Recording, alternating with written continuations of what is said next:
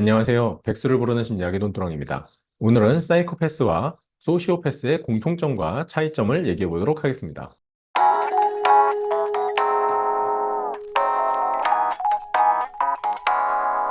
소시오패스와 사이코패스는요, 실상 반사회성 성격장애 범주에 둘 다 해당이 됩니다.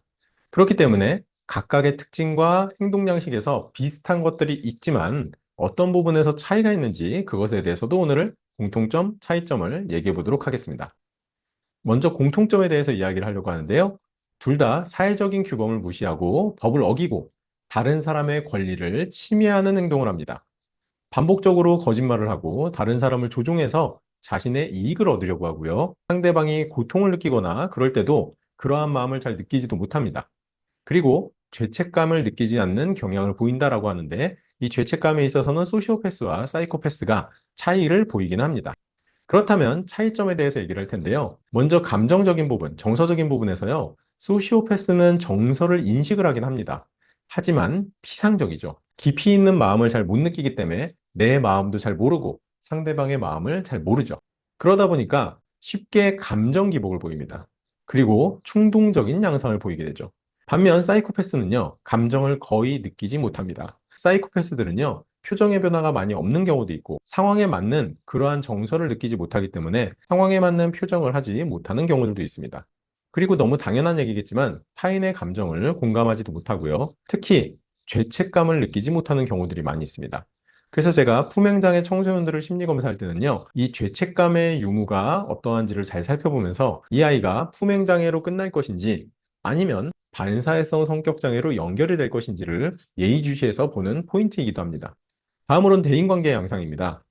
소시오패스는요, 관계 형성을 하지만 친하게 지내다가도 금세 그 사람과 갈등이 생겨서 관계가 멀어지는 등 이러한 것들을 반복적으로 경험하기 때문에 관계 속에서 불안정한 양상을 많이 경험하게 됩니다.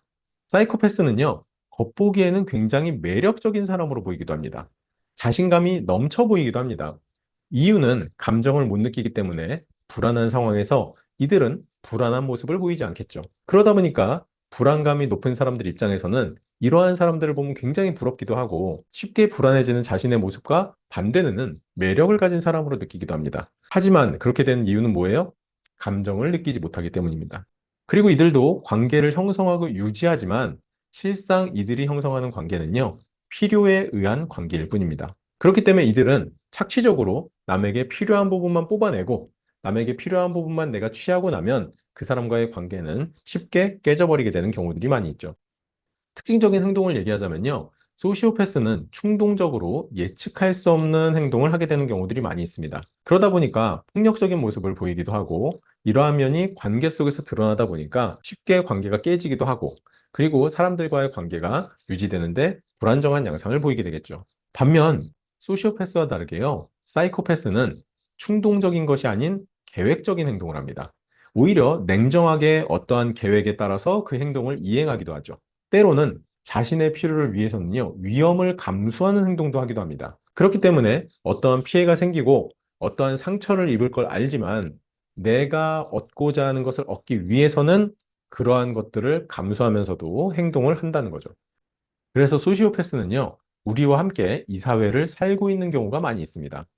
이들은 우리와 함께 살고 있으면서 인간관계 속에서 끊임없는 갈등을 유발하게 되고요. 그리고 그 갈등 속에서 굉장한 감정 기복을 보이고 충동적으로 폭력적인 행동을 하는 등 이러한 양상이 소시오패스입니다. 하지만 사이코패스 같은 경우에는요, 타인의 감정을 공감하지도 못하고 죄책감을 느끼지 않고 본인이 원하는 것들이 있다면 그것을 취하기 위해서는 위험을 감수하는 행동을 하는 등 이들은 결과적으로 범죄와 연결이 되는 경우들이 많이 있죠. 그래서 우리가 살고 있는 세상 속에서는요, 사이코패스보다는 소시오패스를 더 조심해야 되는 경우가 많을 것입니다. 여러분들, 오늘 소시오패스와 사이코패스에 대해서 이렇게 얘기를 좀 해봤는데, 여러분들이 생각한 소시오패스와 사이코패스가 동일한가요? 오늘 이 내용을 통해서 여러분들이 사회를 살면서 소시오패스를 만나지 않고 더 행복한 인간관계를 하셨으면 좋겠습니다. 지금까지 백수를 부르는 심리학의 논두렁이었습니다. 감사합니다.